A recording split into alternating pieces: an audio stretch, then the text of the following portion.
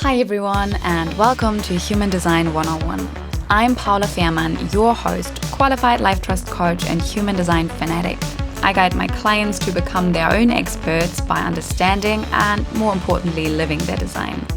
When I first came to human design, I was so overwhelmed by the triangles, squares, arrows, and numbers in the chart that I didn't touch it for more than a year. However, my human design experiment has been the most important transformation in my life, which is why I want to show you how you can use your design as a simple tool to heal, transform, integrate, grow, and ultimately become your own expert. No more looking for the experts outside of you. Keep listening and learning here on the podcast, reach out for private coaching, or book a chart reading with me. Let's talk Human Design 101.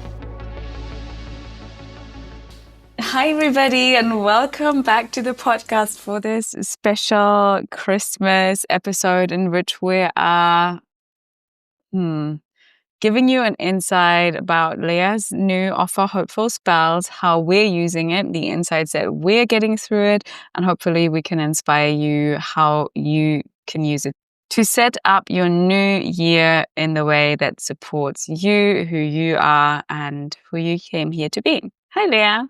Hello. I'm going to hand the reins over to you today. Is that okay with you? Yes.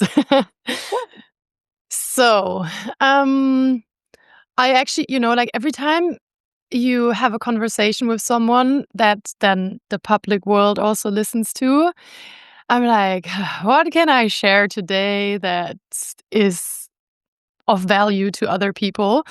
And usually the inspiration comes from my own struggles. So before I dive into the story and how the Hopeful Spells is helping me, or has helped me with that transformation, I want to just introduce what it is, and why we're talking about it, because we're both using it. So Hopeful Spells is basically if we put it in very simple words, it's a spiritual goal setting workshop that incorporates your human design motivation, your astrological theme for the year. And with that knowledge, we're going to formulate 13 goals. 12 of them we're going to hand over to the universe. So the only one remains, and that's the one that you get to take care of for that year. Mm-hmm. And for me, it helps me so much to just give an intention and know like what I'm going to focus on, what my job is, what I can stop worrying about, and also what boundaries I need to set in order to achieve that goal. And yeah, that's basically what it is. That's super cool. And I think, well, you and I, we know what human design motivation is, and we also know where the theme of the year is coming from. But there might be some people listening who are like, oh my God, this sounds amazing, but what if I don't know anything about my motivation? What if I don't know anything about my astro chart? Can I still do it? How does it work? Yes, so that's basically what I'm teaching and guiding you through inside of the Hopeful Spells. It's a PDF filled with links that lead to a 1-hour audio where I'm explaining the different motivations and if you're a proactive goal achiever or a surrendered goal achiever and what that means. Basically the human design motivation is teaching you what thoughts are only gonna create resistance inside of your mind and thus also in your body, and then eventually cut you off from the voice of your intuition, and which thoughts are going to create positive momentum and space and make you feel like you have a cheerleader in your mind. And then from that place, you can also hear your intuition again and take action that's actually aligned versus just running around like a headless chicken and being like, oh, I need to do the X, Y, Z. When that's not really what's aligned for you. Okay. So it's helping you kind of cut through the noise and refine what is aligned for you specifically. And like, honestly, I wanted to do this episode with you just for the listeners because I used I used the Hopeful Spells guide, and I did the ChatGPT prompt and filled all my data in. And I got the information from ChatGPT, and I sent you a voice note and was like, oh my God, this is so on point. Like, how crazy is this? How accurate is this? It's insane, because I turned 29 this year. That means my theme of the year changed in October, right? And so now it's just beginning of December. So I had 1 month of this theme of the year, and it couldn't have been more on point this month. So yeah, let's dive into it. Yes. So, maybe I'm gonna share the little story that I wanted to share, and then we're gonna go into your example, how your need motivation combines with the theme for your year, and how that's helping you, sort out your mind and be present in the moment. Okay, so I'm currently, as probably everyone else as well, going through a lot of death cycles. Um, I call it the pay the bills job, and that is ending. And with that ending, like a new manager came in and has a completely new energy, a new vibe, and I can feel that there's so much more like attention and focus to the work that I'm doing and the rest of my team. And with that, I noticed that every time I start working, I have so much more tension in my body and in my mind, and I feel like, oh God, this is so stressful, and now I have to focus on so many things, and like this is all new, and this is not how I want to feel. And so what I noticed is that um, the energy that I was picking up on was sending to my brain or to my mind, you have to do more, you have to fix something, you have to take control, you have to be more proactive. And that created this thunderstorm in my mind that then led to, me feeling really anxious. And so I have my go-to people that I listen to, like via podcasts or YouTube videos, whenever I am in that state of mind where I feel like, oh my God, my mind is racing with like 100 kilometers an hour, and I just feel like there's not enough time for everything that I need to do, and I'm so not relaxed. And then one of the people that I like to listen to is David Guillaume. He's a Kabbalah teacher. We both also We love love Kabbalah. David and Kabbalah. And he has this frequency of trust and surrender, and you listen to him, and then it seems like your problems are just insignificant. And if you put it in the big scheme of things, like what actually is happening. Do you know his motivation? I think he's neat. Oh, I don't know, because you really need to know the time for that. So if you want to find out your human design motivation, then you really need to know your exact time, because it changes within like minutes. But I have his astro chart, and I can see what public image or the work that he's doing publicly, what energy that needs to be, and it's gate 60. So that's why we resonate so much, both of us. Capricorn, exactly. Oh, He's really teaching people how to see obstacles as opportunities to become even more resilient and to change your perspective on whatever you're going through. And that usually, like, I listened to the podcast and immediately I just felt, the clouds are parting. I take what's happening less personal and just keep my focus on, the future and what's to come, instead of focusing on what doesn't feel good right now. And it's like, because I know that I have hope motivation, and this is like the state of mind that is so important for me, the trust. I also know who to talk to when I have problems, because if I'm talking to someone who has a proactive mind and is like this go-getter, um, mental champion, then I would just feel like, this is not working for me, and now I feel even more shit. Right? It pulls you back into fear. It pulls you into the opposite of where you need to be. It makes it worse.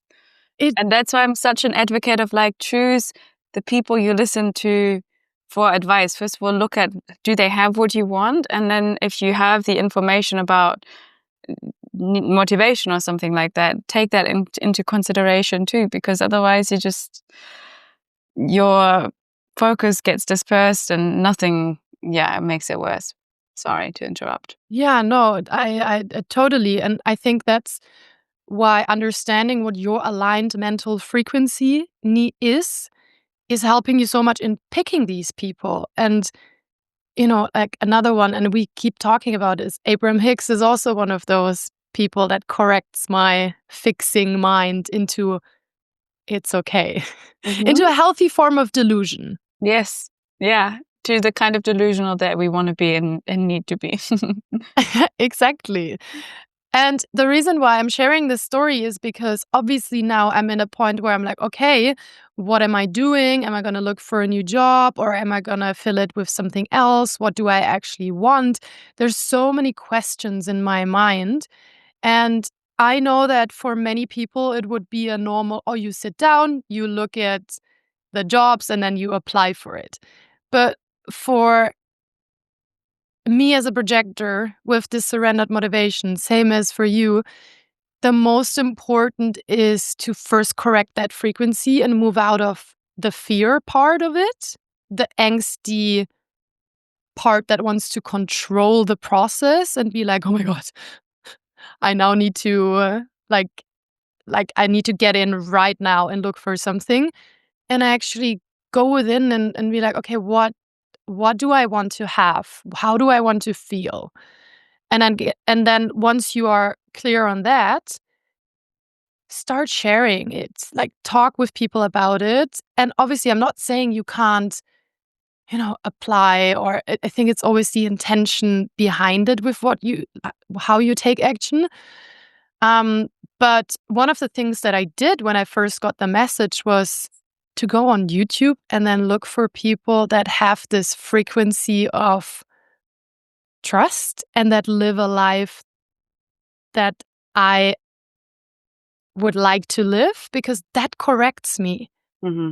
That gives me the peace and the sanity. And it may sound so, oh yeah, you're just gonna watch a film, like a YouTube film, and that's it. Like get your ass down on the chair and like do some work. That's what your parents would say, but it's so individual how you're getting to achieve your goals, and that's why I have incorporated the human design motivation into that manifestation workshop, because you need to personalize your way to getting what you want. There is no one size fits all. And if you listen to people, or people give you advice and you just start to feel even more bad, then maybe it's not you. Maybe it's the frequency of what they're telling you, or the voices inside of your head that are telling you, oh, you have to do X, Y, Z, when it's just a matter of a perception shift. Yes, 100%. And, oh, sorry. You cut out, you're back. Good. I think I'm here. Okay, good. What was I going to say? Yes, 100%. And that's why I think this little manifestation workshop is just so special, because it feels so personalized. It feels so unique. And it, especially for us surrendered babes, as you call us, the surrendered motivations, it kind of also takes off the load of the new year buzz. Like around the new year, I have a pattern where I get really overexcited and I want to plan and I want to create, and I get like easily swept up in the energy of what's going on around me, which is everyone manifesting, everyone setting goals, everyone selling things to help you do something different next year. And I noticed this, like looking back, I noticed this, the last 2-3 years, this is what happened. And I'm not gonna do it like this again this year.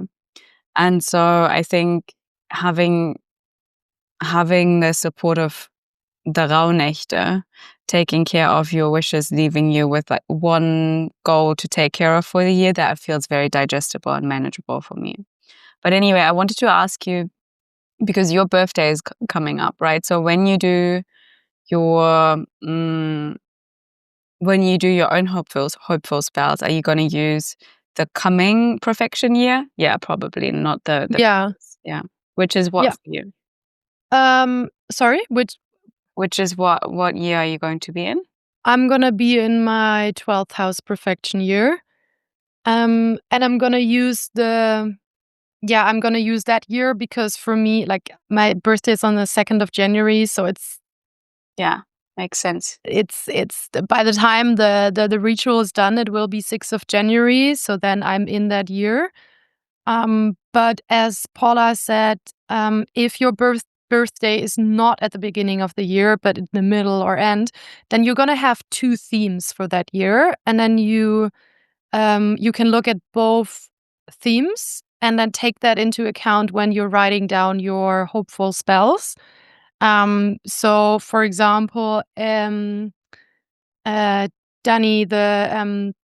the designer of the hopeful spells, she had the 10th house perfection year and the 11th house last time she did it. So it was partially career focused, and then also like let's simplify it, community focused, like which friend groups does she want to pour her energy into. And you can really feel the shift when it's your birthday. And you can even feel it a few days before. You're slowly starting to think about different things. Mm-hmm. And then you're like, wow, this is like, I used to be so bothered about, for example, when I was in my 10th house perfection year, was all about my career. And I was in a relationship for half of it, and I really didn't put a lot of energy into that relationship because I was so, like concentrated on my career. And then I switched years and I was like, fuck, that's like, how did I not want to prioritize that relationship? And it's just so beautiful because throughout a 12-year cycle, you see that, every year has a theme or 2 themes, if that's the case for you. And because of that, you don't have to cover all areas of your life and improve them in 1 year, because you can trust that in a 12th year cycle, you're gonna the universe is naturally gonna put you through your identity, your self-worth, your communication, your home life, your creativity, your daily routines, your relationships, then finances and intimacy topics, your beliefs, your career, and then your community, and then you're ending the cycle with Spiritual. your that's your south node, with your spirituality and your unconscious beliefs. And that's how, with a 12-year cycle, you're literally getting this upgrade in all areas that I just named. And it just helps me so much to know that, okay, I don't have to focus on everything because I trust that everything builds on each other. And in order for my career to kick off, I have to complete all of the other steps, like build the foundation. And then with time, you're just becoming more wise and more smart, and you're repeating the rounds. You're going through as many, let's say, relationship years as you live, and with every every time you know more because you've had more relationships and more experiences, and yeah, that's the beauty of it. Yeah, it reminds me of well, like you said in the beginning, everyone seems to be going through a lot right now. A lot of death cycles, a lot of rebirth, a lot of inner work, a lot of intensity. People are tired. People feel inwards. People might be even asking themselves, like, what's going on? Why am I feeling this way? Why am I feeling so different? And the perfection years is kind of like the macro version of what happens on a micro level, right? We go through different phases and we can trust that, okay, I might be focusing really on rest right now, or might be focusing really on, I don't know, looking after myself versus then looking after my community. And even though that's really different from what I know, I can trust that right now, if that's where the focus is, that's where the focus is meant to be. And there's going to be a shift into a different theme with a little bit of time. And yeah, I Yeah. that. So your theme shifted in October. Can you maybe share with us what you noticed, what happened when it shifted, and what you're currently, yeah, focused on? Yeah. So it shifted into sixth house, which is daily routines, kind of nervous system, service, body habits, kind of this kind of area, right? What's fifth house? Can you remind me? The fifth house is your creativity, your joy, self expression, anything that is fun and a little bit hedonistic. It's actually hilarious because, well, if we look at my year, then throughout the year, self expression was very body based for me this year, with like the focus shifting from yoga to Pilates. My identity shifted a little bit as I started to approach yoga through a new perspective and balanced a yoga practice or my teachings of yoga with the strength of Pilates and fused kind of both together. And that led to me exercising in a very different way. And that kind of kicked off a whole uh, avalanche into my relationship to my body and food, which I guess could be linked to creativity and self-expression. But it's already hinting at the sixth. It's already hinting at the sixth house year, right? It's already kind of being like, okay, well, it's coming, it's coming. The self-expression is going into the body, and I'm a very determined person. And I know that what is very easy for me is to create a plan and then stick to it. And I can get a little bit rigid in that way. And it's what happened this year. So I got very rigid. And because of that, by the end of my 29th year, me shifting into my 30th year as I'm now 29, um, my body was in a state where it was just out of balance. It wasn't happy. Like it wasn't, yeah, the system wasn't feeling safe because I hadn't treated it in a way that made it feel safe. I had treated it in a rigid way. So the themes of whew, energy levels, of what does the internet say about what you should eat versus what does my body and intuition say about what I should eat. Mm, what does the internet say I should move versus how do I feel I want to actually move?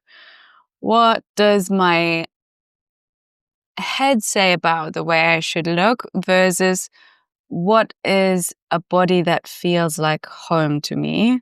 All these themes have been very present for me in the last month since I've turned 29. And then you sent me the hopeful spells and I typed it in and I pulled up ChatGPT and I can actually get it up now and just read a little bit because it was just so on point. It was actually hilarious. I mean, surprised not to be surprised.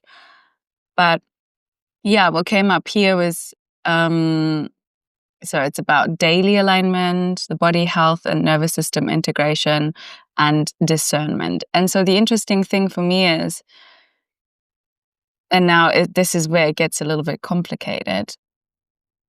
But okay, so each house has a ruler, right? So for me, the sixth house is Pisces, which is ruled by Jupiter.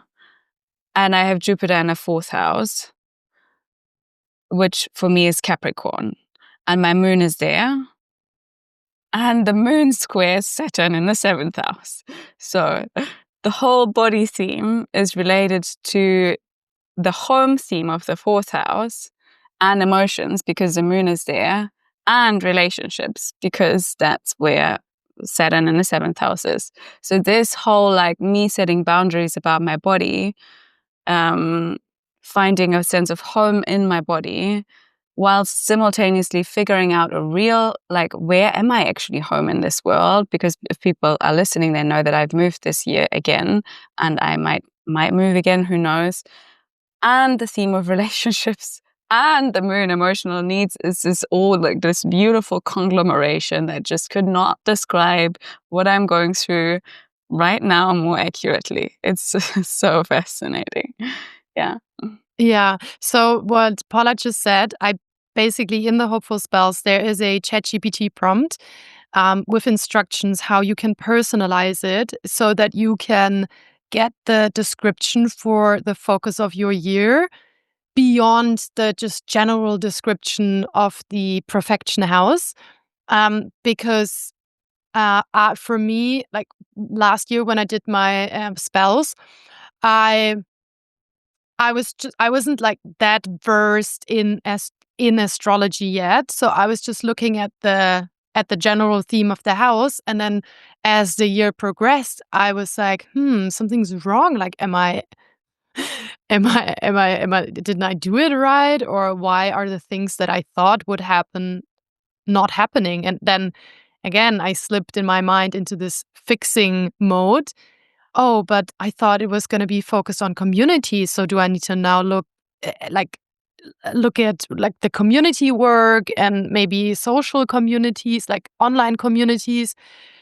And eventually, at the end of the year, I also did something with communities, but the way that it came around was completely different because of my placements in the chart and how it was aspected. And so, yeah, that's why I put that prompt in there, because I had to then go back to the drawing board and dig deeper again. It was like, okay, this is not, something's not aligning. Yeah, And wait, can I just ask what insights did you get through using the prompt, or through looking at it through that lens that included more of your personal astrology? What refinements did you get through that?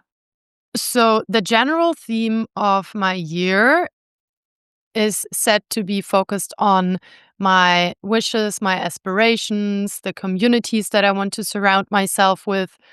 And I'm a 3/5. I don't have any tribal channels. I'm not a big community person. I like one-on-one so much more than being in a group. And so I felt a little bit like, oh man, fuck, do I have to become a completely new person this year? Like, bugger off. No. I don't want this. And then obviously, because I had that information, my mind went like, okay, Leah, where's the community? Go look for it. But that's not how you do it. You still listen to your intuition.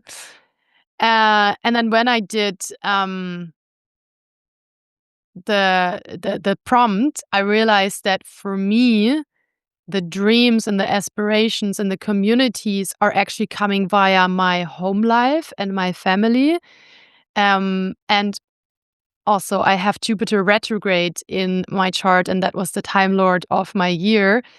It meant that there was a lot of rearrangement in my home life and a lot of reassessment and shifting. And I kid you not, but I had to literally leave Bali because my home in Amsterdam was cancelled, how I would say it, like it kind of like ended. It was a very few dramatic months. And then through that, a lot of my people got like my kind of community got reactivated, and they supported me, and like I spent so much time with my family that year. I didn't think that was gonna happen. And basically the fourth house is your roots, it's your inner stability. And if very often, that's why they say like you can't, it's hard for people to reach the career if they don't have the roots. And so this year was all about adjusting where I source my stability from. And everything that was outdated was basically taken away from me. And it was relationships, as I said, like the home in Amsterdam, um, um, a lot of, my inner stability that I was sourcing maybe from the outside. I was like really asked to question that. And I also have my moon in the fourth house, like you. And so my inner world also got a lot of attention. And I have Saturn opposite my moon. So for me, there's very often this push pull dynamic between opening my heart and accepting help and being vulnerable versus shutting down and not letting anyone in. And I really got confronted with that this year. Like, if you want to have roots and if you want to be connected to yourself and to the people and your community, you gotta have your heart open. You gotta be vulnerable. And yeah, I got forced to learn that through a lot of things that didn't work out. And then, yeah, it kind of breaks your ego. For me, like this year was really a humbling, Oh, I think for humbling everyone. ego Oh God, yeah. I think. year. Sorry, I was listening Yeah. to a Chenny Astro forecast, and she was also saying like 2026, and then she was quickly touching on 2025, and she was like, "Oh, 2025." And then I was talking to a friend of mine, and she said, "I knew that 2025 was going to be difficult, and 2026 is going to be a good year." And another friend of mine said the same, but then I'm like, "Are we all just saying the same thing?" Every year when we're a bit exhausted by the end of the year? No. But what I wanted to reflect on what you shared, sorry, you might have not been fully finished, but before it leaves my mind, is that the whole process of how even just this information and prompt came along is like so aligned with your 3-5 profile, because you're providing the practical help by going through your own experience. So the 5, the help through the figuring things out by bumping into things, the third line. And it's just so beautiful to watch this process from the outside, because it's exactly how it's supposed to be. And again, if you didn't know that, you might be like, holy guacamole, why can't I just, why couldn't I have just not come up with this prompt right away? But if we know human design, we're looking at it and we know, no, it could only get to this place of being so on point by you going through that yourself first, which is super cool. Yeah. Yeah. And thanks for pointing that out, because it's also been something that I sometimes was a bit impatient with, because I can consume so much information about astrology and human design. And I would get a little bit angry because I was just, why is it not sticking? Why is it not? Why do I still feel like I am regurgitating someone else's thoughts? And when I realized that, as a third line, I have to literally take the information, apply it to my life, and then I find something that doesn't work. And then I go back to either the research or I have an insight myself. And that's how the wisdom basically moves from the mind into my body. And then I share it from my own experience. And it takes time. And And that, yeah. But I see it with third lines. When it's in, it's very embodied and it's like almost unshakable. I love that about third lines. Like when you've gone through your process and you've tried and tested and you've distilled it to your own solution, the way you bring it into the world is very rooted. Yeah. Yeah, that's true. It's also it's rooted, and at the same time it's very personal because it's I don't know how it's gonna work for you, but I can share that for me it didn't work, and it didn't work because of XYZ, and that's what I did. So I'm gonna share it with you, and then you can see if that does the trick for you too.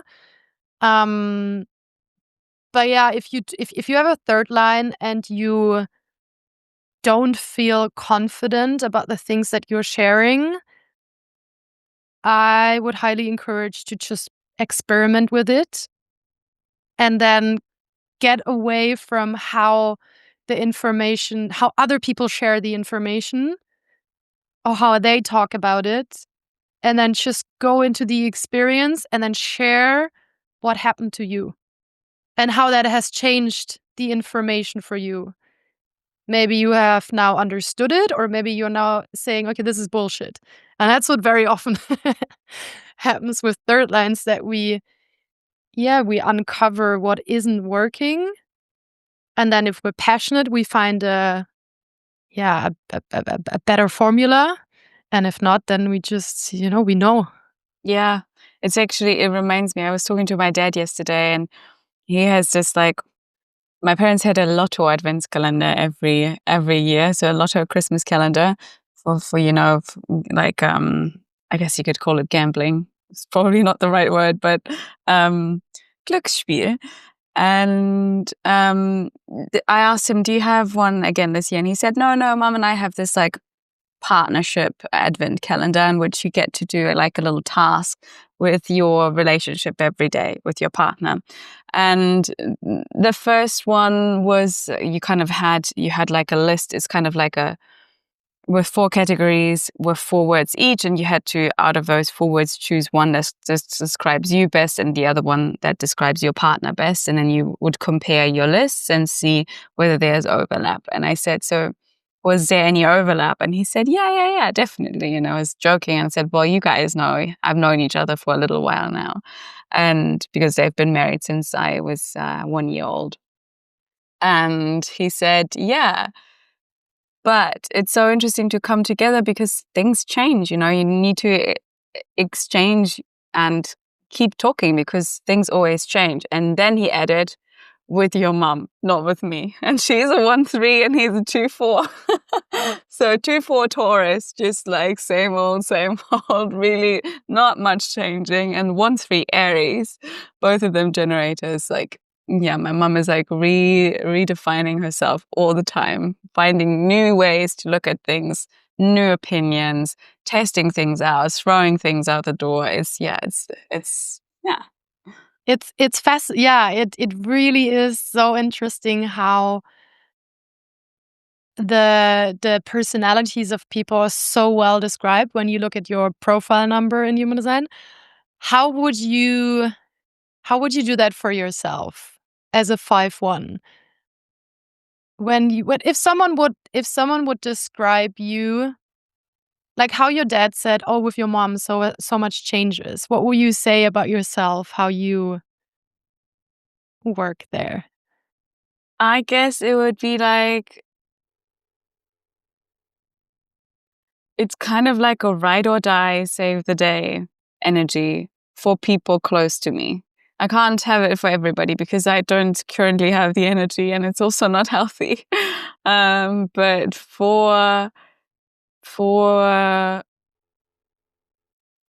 the close-knit relationships, it's like this incredible reliability. Like, come to me and I will either know a solution or we'll figure out a solution together. It's very practical. Yeah, I'd say that's like people always say, oh, you're so grounded. And I say they're describing that. They're describing my approach where I'm like, hey, let's just wait a moment and look at this, look at the information, the first line, and then we'll figure out a solution. Fifth line. That's so true. Now that you say it, both of my sisters have 5-1s. I have so many 5-1s in my life. And obviously it's also, you have a transpersonal karma, like your dad, your mom, and me, we have a personal karma. So we're naturally a little bit more focused on our own process.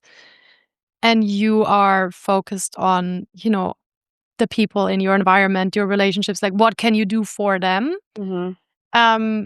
And yeah, you're like the Supermans, like shit hits the fan and then you go to a 5-1 and they calm you down. They ground you in the facts. They're like, okay, you see now as well that you're overreacting because that's actually not what was said, but Yeah. Yeah. And I'm like, I constantly hear myself saying to loved ones, friends, clients, like, okay, but so there's always the validation of it. It makes so much sense that you feel this way. And let's look at what role you play in this scenario. Let's take responsibility here. Or if or be like, okay, what do you want? Do you want my ears or do you want a solution? Because I know that when we go to the solution phase, likely they're going to hear something that is not necessarily going to make them super happy because it will change the story that they're telling themselves. Long term, yes, happy. But in the moment, it's not the fluff and puff that you might be expecting. It's solution focused. yeah. And also that it just helps you understand the flavor that people have and the flavor that you bring. So if we would compare the flavor of Paula to mine, she's like this grounded, also because you're double Libra, like grounded rescuer that comes in and says, okay, what's your problem? Let's calm down, take a deep breath. What do you need? Because she has need motivation. She's like tuned into the what she can provide. What solution do you want? Do you want the listening solution? Do you want the actual solution? But before we keep spinning your story, let's look at what actually happened. And then my flavor would be like, let it go. Destroy it. If it's not working, we need to end it. Yeah. And why are you allowing them to tell you what you need to do? Like, I'm like, the third line is very freedom oriented. Don't tell me what to do. I'm going to figure it out myself. It's the energy of the kid that wants to tie the shoelaces themselves. No, me do it. Yeah. And maybe for the outside world, it's like, oh, can I just help you? We need to leave the house. And as Paula said, like, then the end result is that, my solutions are going to come from my own experiences. Paula's solutions are going to come more from research, from tuning into the other person. And that's how we all have different flavors. And we have, like, also when you're looking for a job or when you're in a relationship and then someone says maybe to me, oh, why don't you focus on the research and the facts? Then I know I can say, hey, because that's not how I work. This is not to say that I don't do any research, but my process is to just do it.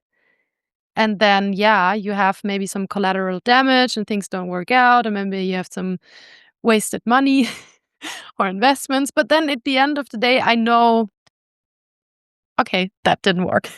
Yeah. My mom once went to a retreat in Costa Rica. Was it in Costa Rica? I think so.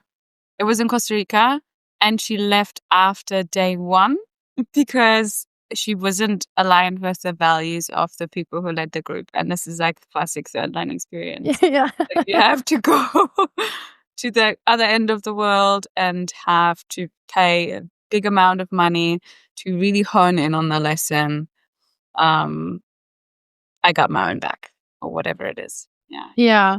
Some people say that there should be a third line text because the wisdom that comes from all of the shit that doesn't work, it costs me money. And then my first line sisters, they would say, "Oh yeah, but why didn't you research first?" I'm like, because that's not how I do it. Yeah. Yeah. Okay.